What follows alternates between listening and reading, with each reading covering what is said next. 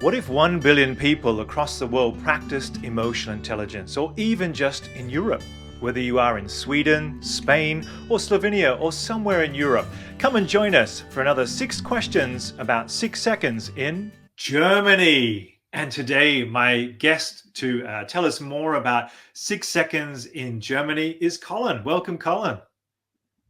Thank you, David. Thank you for this opportunity to talk to people about something I'm really passionate about, which is Yeah, it's a pleasure to have emotional you. intelligence. Yeah. Tell us a little bit before we start with the 6 questions, just a little bit about yourself and what you're doing as a coach and facilitator. Right. So I'm based in Berlin, in Mhm. Germany. I've been here the last 8 years, and I've got two hats, as it were, not just this one, I've got another one. I've got my freelance side, which is focused on well-being. So I'm a well-being coach. Mhm. And then I've got my uh, part-time job where I work as a job and career coach. That Ah, side is through German, and the freelance side is through English. okay. And I love the variety. I love the diversity of the clientele that I'm working with, and I'm just so grateful also for 6 seconds for giving me these skills and supporting me along the way to get to where I am today. Yeah, super. Wow. I'm Australian living in Vienna. People always say to me, "Why did I choose Vienna?" Do you have a similar story Mm. why you chose Germany? I get asked this quite a lot, and I came here just because I like the city. Cool. I think it has a certain calming effect on me. It's a big city, but it has a lot of green spaces, a lot Mm, of lakes and water. It has so much to offer, but it doesn't have that mm, pressure that, for example, London has, where I lived mhm. before I came here. Okay. And it's beautiful right now. I'm looking out at the autumn colors on the trees, and yeah, I'm happy I'm here. Yeah, how lucky. I've been to Berlin a couple of times, and similar to Vienna, it has the 4 seasons in a year, so we really see those changes throughout the year, which is great. Cool. Well, let's jump into our questions. And the first one is, how do you think, and again, your opinion, how do you think EQ is seen in Germany? Hmm. Yeah, this is an interesting question because I don't hear it talked about all that much. Mhm. It's there. I think it's what I'd say is that I see people practicing the skills of emotional intelligence. I Okay. see people, um, being empathic. I see people modeling those behaviors that are emotionally intelligent without actually putting a name on it. Okay. And Interesting. I think that's interesting. Yeah, you know, they may not realize that what they're doing is being emotionally intelligent.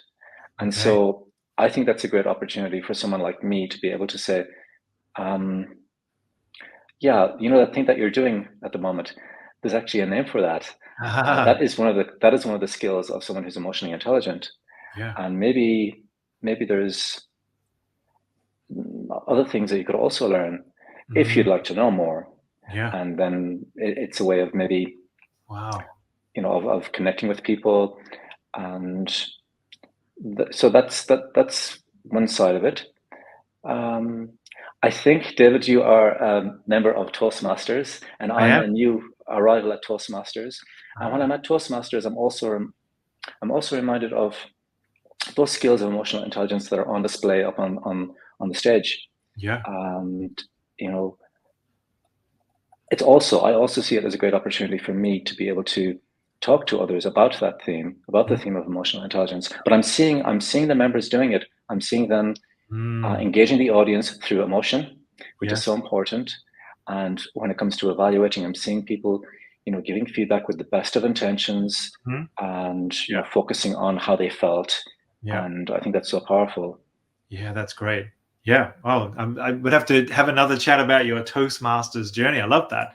Which ties Mm, nicely in our second question. What opportunities have you had to bring EQ? But as you said, you've seen EQ being played out in Toastmasters, which I think is fantastic. But have you found any other ways that you're sharing this idea of bringing people the knowledge that this is EQ, what they're doing is EQ, even?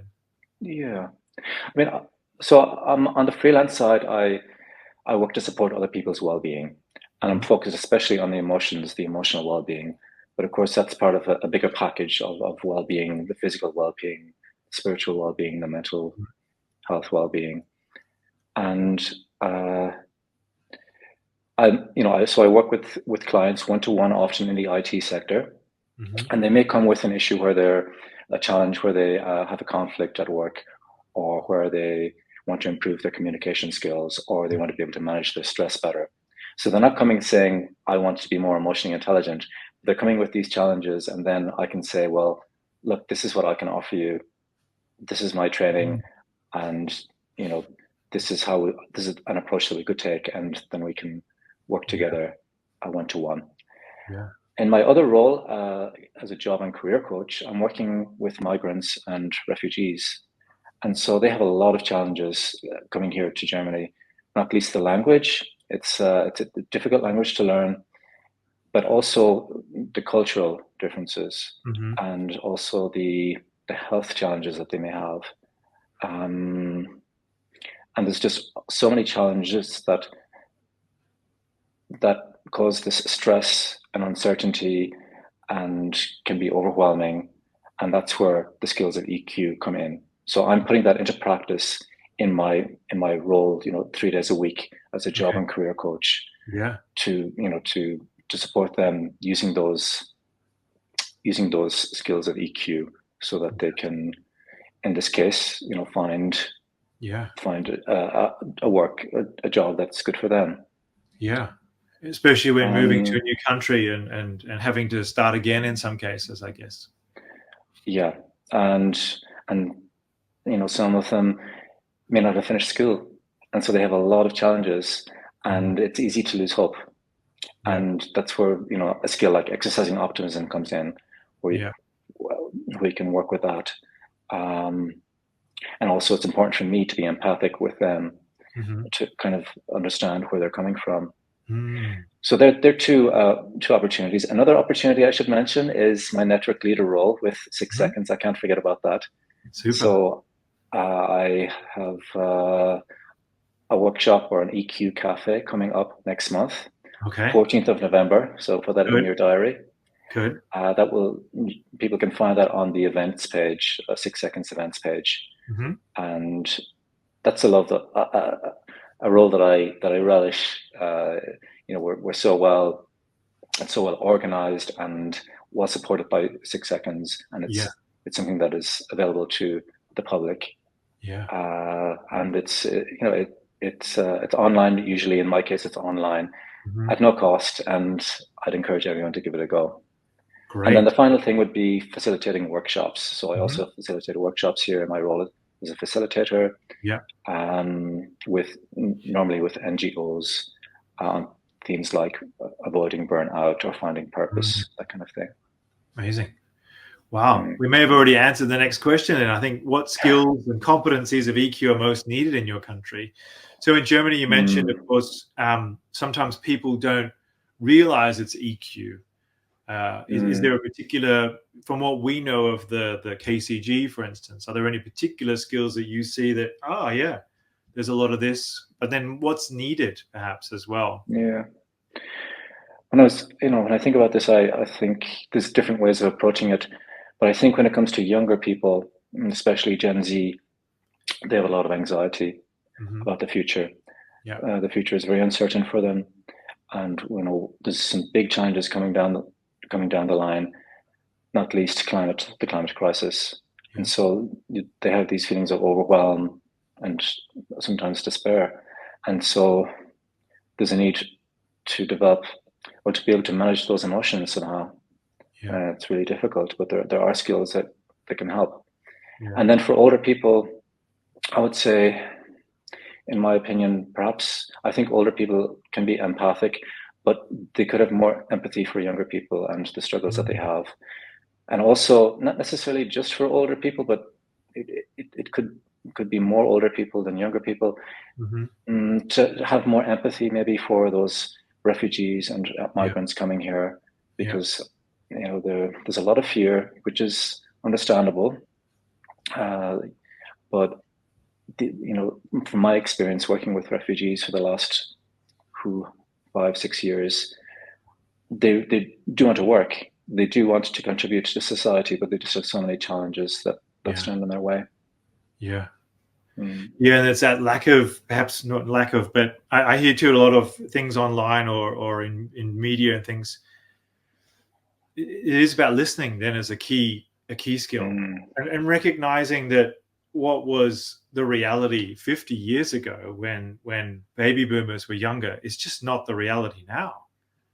And Mm. what they applied then doesn't work now in the same way. Right. And younger people might also recognize, well, what's the wisdom from older people as well. So it's almost like a reverse mentoring situation, and mentoring in that Yes. same way, where if we could all learn to respect and learn from each other, perhaps we would Yes. have a greater appreciation, and in doing so, be more emotionally intelligent with each Yes. other. Um, This idea of bridging the intergenerational divide, I feel is there's a real need yeah, for more support and development in that space, and yeah, maybe something that I look into myself. yeah. I'm reading a Mm. great book. If you like, it's called The Generation Myth, Uh-huh. based on by a British person, and it is all about the fact that in some cases it's a little not made up, but we fall into these. Bobby Duffy is his name, but we fall into Okay. these generational segmentations when in fact Yeah. we're all kind of a mix at any age. There's some people Mm. who are older who feel just as passionate about the climate crisis. Perhaps younger Yes. people who not think that it's made up, but certainly aren't as proactive about it as perhaps they could be in that same way. Yes. A Yes. sort of reading, we can have another chat another time, but I think it's a strong argument that you make that bridging that is what's important, and perhaps EQ is a Yes. way to bridge generational gaps Right. as a Because skill. as you say, both what younger people can learn from older people and vice Mm. versa. Yeah, They can support one another. Yeah. absolutely. Cool. Well, speaking of bridges, or at least thinking about your own development now, Colin, I'd love to Hmm. ask you, what's your favorite way from all the things maybe you've learned or the cafes that you've done? What's one way that Mm. you are practicing and developing your own practice from what you've learned and experienced? Yeah. As I said at the beginning, I'm a well-being coach, and so I do the work on myself every day. I've got my own well-being practices that Mhm. have become my daily routine. Great. Start, in the morning. But there's one practice or skill from 6 seconds that I find particularly powerful, and that is pursuing my noble goal. Okay. First of all, finding out what my noble goal, this noble idea of a noble goal is this overarching purpose in life, as you Mhm. know, David, and it's something very succinct. And in my case, it's to nurture emotional well-being. Mhm. It's as simple as that, but it's very powerful. Yeah. And so every morning when I'm meditating, I reflect on my noble goal, and I Mhm. visualize myself in various scenarios through the day where I can put that noble goal into practice. Mm. And it's in often when these situations arise, I find that I just go into this mode where I'm acting in accordance with who I want to be, with my noble Great. goal. I'm nurturing emotional intelligence, so nurturing emotional well-being. Not Yeah. always, but it is a work in progress. Fantastic. Yeah, wow. Mm. So almost like your meditation has not predicted, but it helps you to fall into the outcome or the space that you need to make sure that when it does happen, you're more aware, intentional, and purposeful, perhaps. Yeah, by visualizing, I'm kind of mentally rehearsing the situation, and I'm Yeah, kind of tricking my brain to thinking this is how I'm going to be once when it once I'm in happens. this meeting that I know that's coming up, Great. and so it's more likely that I will actually Be show like up. that. Yeah, Yes, exactly. great. Hmm. So I love that sort of like a well-being, emotional well-being mindset. In Right. some of the Yeah, other you could say interviews, we've that. talked about that, EQ being a mindset focus, and so how it Mm. supports us to sort of set the right intentions in what we're doing. I love that. But now we've got concrete practice from you, so thank you. That's great.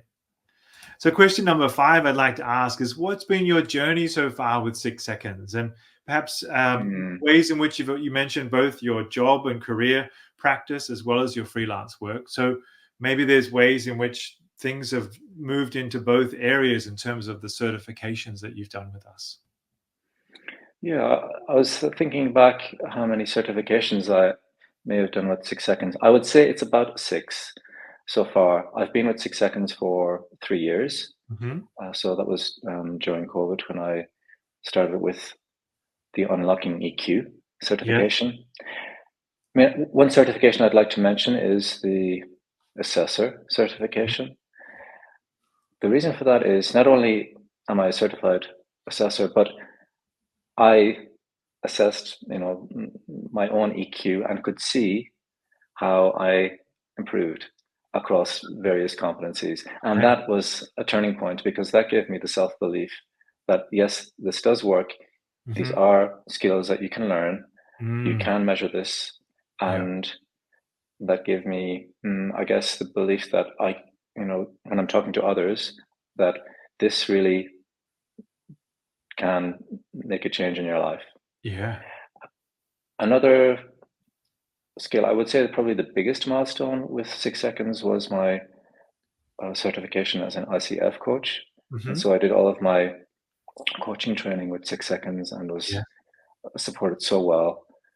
And so I'm using all of those emotional intelligence skills in my coaching. Great. And it's so powerful. This coaching mindset Mm-hmm. revolves around being emotionally intelligent to a large degree, being able to being able to be empathic, Mm-hmm. to be present, Yeah. to also notice the client's emotions and to be able to support them as best as possible so that they can gain insight, so that they can harness the energy of those emotions and take action. And so it's my go-to. My emotional intelligence training is my go-to when it comes to coaching. Yeah. Great. Which you get to do in different, well, in all of your activities professionally, by the sound of it, in two different hats, Yes, as you said before. Yeah.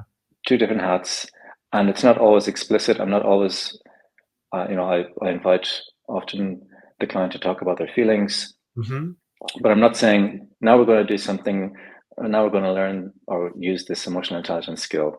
It's Yeah. much Right. more subtle than that. It's there in the background all of the time, Mm-hmm. informing what I'm doing and helping me to form, to build trust with the client and to to help them realize the change that they're looking to make. Yeah. Great. Great. Yeah. So sort of undercover EQ, which is great. I mean, EQ is always applied in that sense. So it's not that it has to be so overt. Maybe you have people come and say, "I want to do the assessment." Great, we do EQ coaching, but you're right that it Mm, filters into different things about what we do, and I think that's a great part. yes. I've also done the facilitation certification, and that helps me in my role as a facilitator. Mm-hmm. And so, as I said, I work with NGOs here in Berlin, Yeah. and the last workshop I did was on finding purpose. Mm-hmm. And so I was able to talk about the noble goal that we talked about a Mm. moment ago, and go through that whole process because it's there is a methodology to get there. Yeah. Um, so my facilitation skills that I learned with 6 seconds were really helpful there. There as Yeah. well. Fantastic. And for those who want to find out more, you can get in touch with me about that. Of course, I'm happy to have a chat with you about the different pathways that we have at 6 seconds. So, one final question for you, Colin. Here, what would the world be like if 1 billion people practice EQ? As you know, this is our noble goal. We put it on Yeah. everything at 6 seconds by 2039. So we've still got some time, but time is running out. So, what do you Mm. think the world would be like? First of all, I love this question. I love that 6 seconds is thinking so big, and exercising optimism. It's a core EQ skill. Hmm. So I think it is being optimistic. I think if we hit that target, if we had 1 billion people practicing EQ, I think there'd be a lot more well-being in the world. There'd be a lot more peace. There'd be a lot more equality. I think that younger people, we talked about them earlier on, they would have less anxiety and more hope for the future. I think that humanity would be better able to solve a lot of the big issues like climate change and the rise of AI and the polarization in our society. And I just think it's so allowing ourselves to imagine like this is so powerful. Yeah. And even if we only change 100 million people, wouldn't that be great too? A strong effect. Yeah. So yeah. I think aim high. Back in the 60s, we had in the US, they had the Apollo program to put a man on the moon. And this is our moonshot in a way. It is. And yeah. It's good to be ambitious and let's see how far we can get. Yeah, absolutely.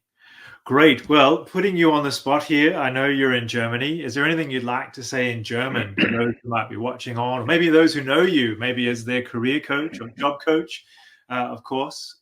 Anything that you'd like to share as a final thought, Colin? Erstmal, ich bedanke mich für diese Chance, mit den Menschen hier in Deutschland über diesen Thema zu reden. Emotionale Intelligenz ist so wichtig im Leben, nicht nur am Arbeitsplatz, aber auch im persönlichen Leben. Und ich bin bereit, Sie zu unterstützen. Wenn Sie mehr Interesse daran haben, bitte schau mal auf meine Webseite. Das ist mein Name, ColinCafferty.com. Und ich würde sehr gern mit Ihnen sprechen und Sie unterstützen, so gut wie ich kann. Auf Englisch sogar und auch auf Deutsch. Wunderbar. Dankeschön, Colin. And from an Austrian to a German, both of us as Ausländer, I wish you a wonderful time and thank you for your time today. And we'll see you soon. Yes, thank you, David. Go well. Thanks for watching this episode of 6 Questions for 6 Seconds in. And where will we be next time?